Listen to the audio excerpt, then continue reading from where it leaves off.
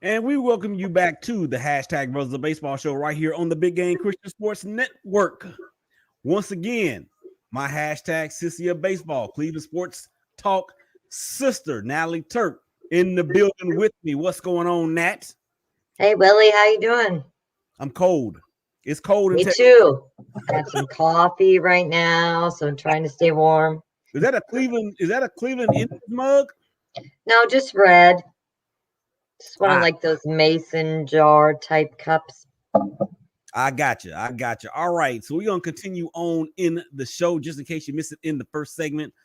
We're still talking about the hot stove, and the hot stove is nearly finished cooking because really a great deal of the free agents have already inked their deals. And as we said in the first segment, some teams and pitchers and catchers will be reporting on the 17th of February.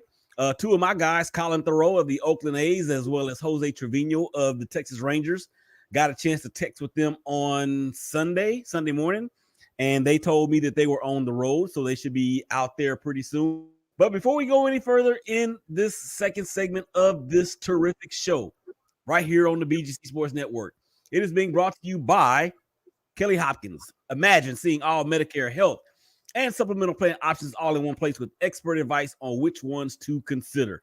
Well, that's Preferred Senior Advisors. Call Kelly Hopkins today at 940-594-1113 or go to her Facebook page at facebook.com/Kelly Hopkins Insurance and tell her to that you heard about her from the BGC Sports Network. All right, Nat. So we did finish talking about the hot stove there in the first segment. But of course, we're going to get into some history now at this point. With February being Black History Month, I have an issue with that, by the way, that we'll get into another time. But with February being Black History Month, I want to give props to Major League Baseball and MLB.com for really putting aside a separate window or a separate site to honor the Negro Leagues and the 101 year anniversary of what would have been for the Negro Leagues. As you know, in order for us to know where we're going, we have to understand where we came from. And even though these players were great players and weren't allowed on the mainstream stage as far as baseball goes, a market was definitely carved out a long time ago, and before the color barrier was actually broken by Jackie Robinson, who was very prominent in the Negro Leagues himself. These guys, man, were some of the best baseball players on the planet. And in my research and getting ready for the show, I was astounded by the amount of years that some of these players played and the fact that they really played all over the country or all over the world. Like, of course, the United States, they played in Mexico, Dominican Republic, I want to even say Haiti and Puerto Rico, not Puerto Rico, but Haiti and Cuba for that matter. So, Natalie, we're going to give our ode to some of the greats that did not, well, they made it, but they made it well late in their careers. And I know you had a couple that you wanted to talk about, so I'm going to go ahead and let you have the floor with that now. Okay, I did a little bit of research today as I was driving down to the Columbus area before the show, but one of the greatest that I wanted to talk about was Satchel Paige. At the age of 42 in 1948, he made his major league debut for none other than our Cleveland Indians. One of the things that I learned about him that I immediately just fell in love with was I found out that he would often have his infielders sit down, like literally instructed them to sit down while he struck out the side. I thought, how bad is that? I mean, so I think it was rumored that he had asked the officials or the umps to just ask them to leave the field, the infielders. But they were like, no, you can't let them leave the field. So he's like, well, I'll do one better than that. Then you just sit down and you just watch me strike out the side. So I thought, what confidence. And he did it too. So it's not like he just talked it, he walked the walk as well. So he was the first Black pitcher to play in the American League. And then he was the 7th Black player to play in the Major League. He became, though, what is, close to my heart when I was researching it is in 1948, he did become the first player who had played in the Negro Leagues to pitch in the World Series with the Indians, who won the World Series in 48.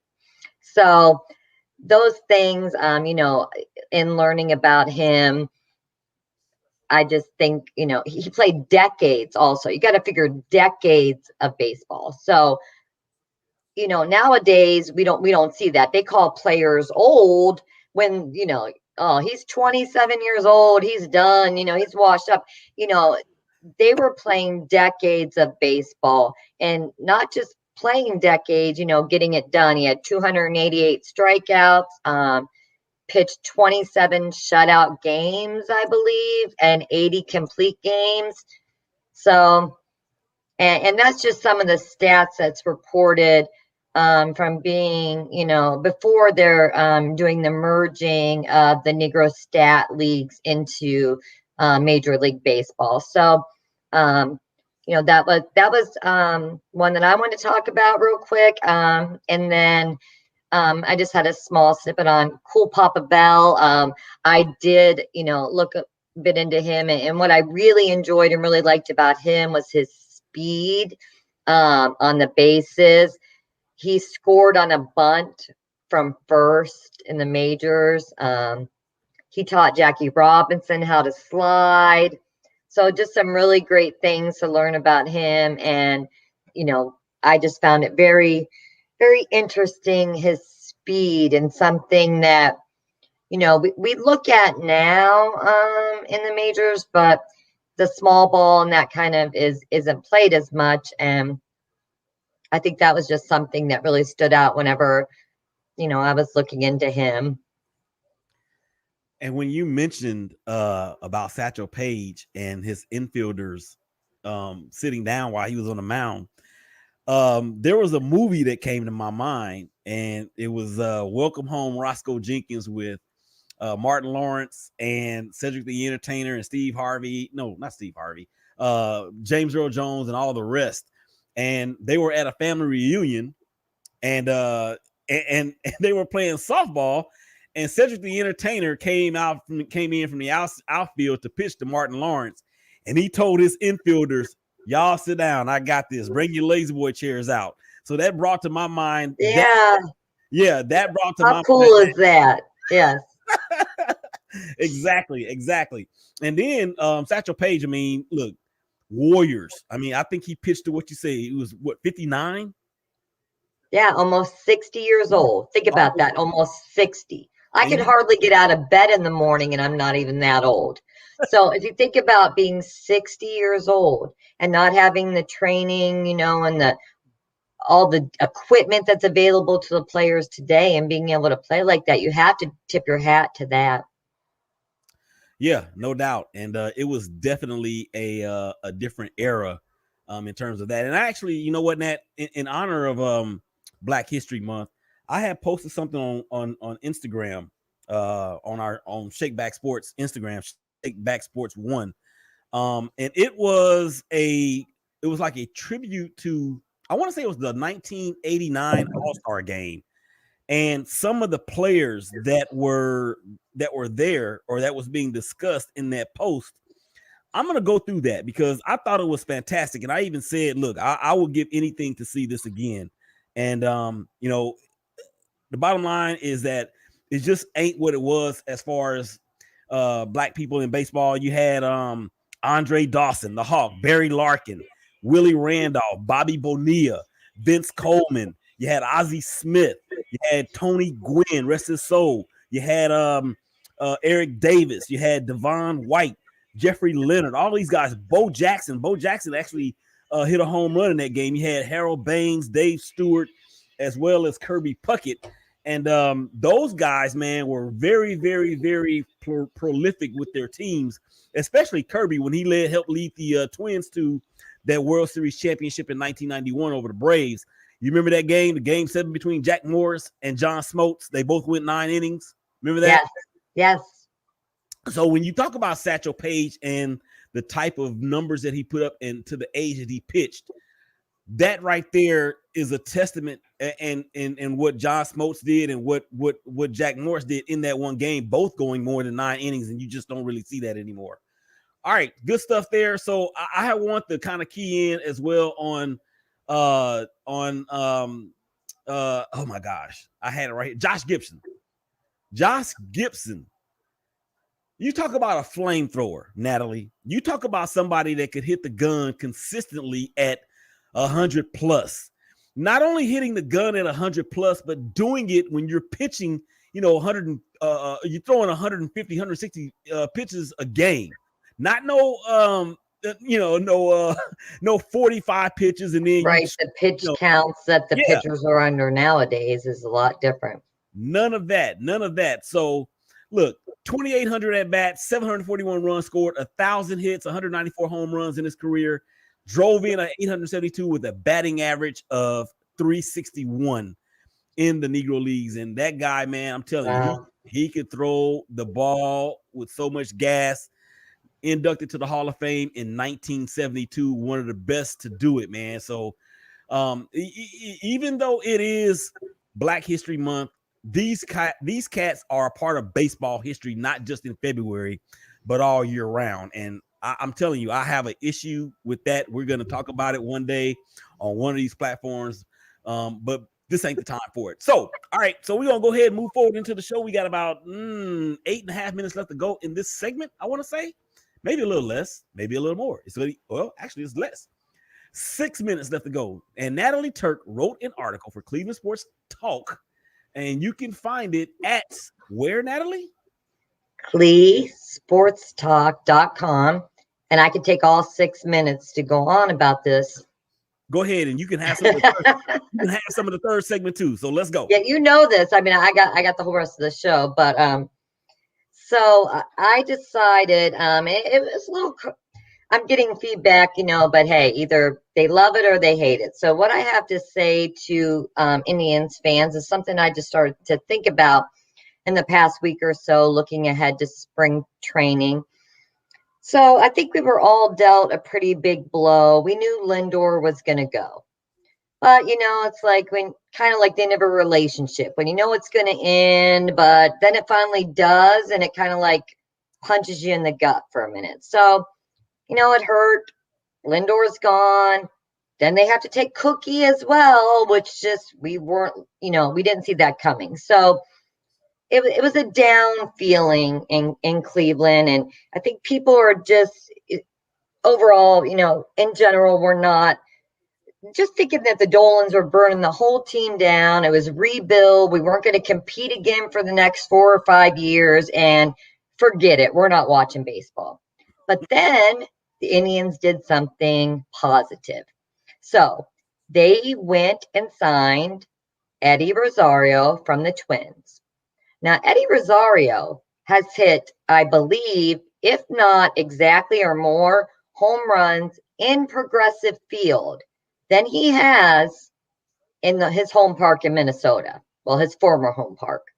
So, yeah, he knows his way around Progressive Field. So, what I believe Eddie Rosario brings, he's no Michael Brantley by any means, but what he has done and he's going to give is a solid presence to the outfield for the Indians, which is something they've just been totally lacking since Brantley went to Houston. So we get the bat of Rosario, okay? Then the organization for the Indians, they went ahead and picked up the option for Cesar Hernandez. So that also is going to give us speed on the bases. That's going to give us some strength in the infield. So I started to think, hold on, we have still one of the best rotations and the strongest rotation in the American League Central, if not maybe in the American League. I mean, a very strong rotation still. Bieber's found himself as the ace, so I'm confident in the pitching. Now we have a stronger outfield and then the infield. So I'm picturing Hernandez in the leadoff spot. I'm thinking about Rosario and Jose Ramirez and probably maybe like Franmil Reyes, somewhere between the 3rd and 5th spot. And I just started to think, wait a minute, why are we being so negative? Francisco Lindor in the last 2 seasons, I'm sorry. I love Frankie and I'm sad to see him go, but he really hasn't done a thing for the Cleveland Indians in the last 2 years. So I looked at it just realistically.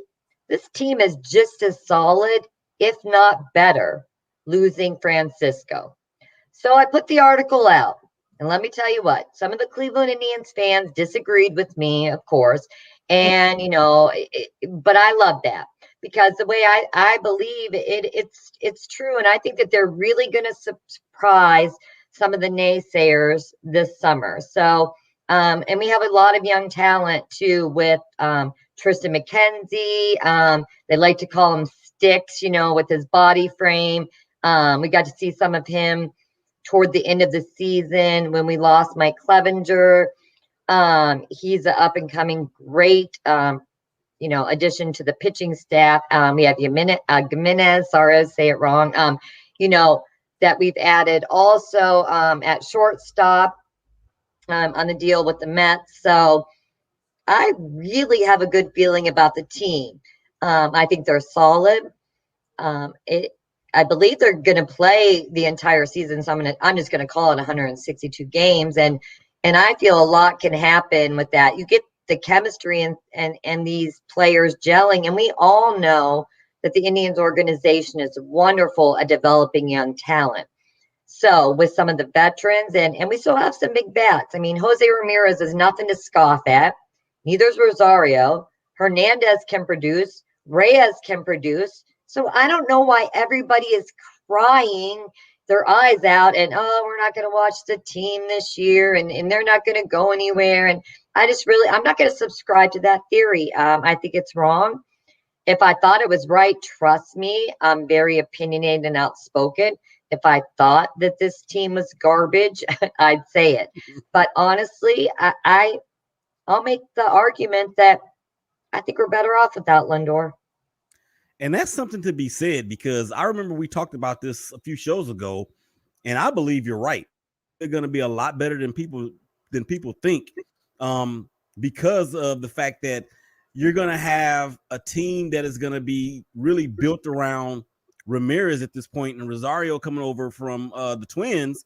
The pressure is not going to be there as much, in my opinion. And even with Lindor being gone, as you said, I was shaking your head while you were saying he hadn't really done much. But with him being gone, I mean, that's just going to allow for somebody else that's just as hungry to step up and fill those shoes going forward. So we're going to finish up this her article, talking about Natalie's article on the other side of the break. We've come to the end of the second segment. So come on back on the other side for that. We're also going to talk a little bit about our teams. Come on back on the other side of the break. Natalie Turk, Big Day, Willie Epstein Jr., #Brothers of Baseball. Y'all coming back and holler at us.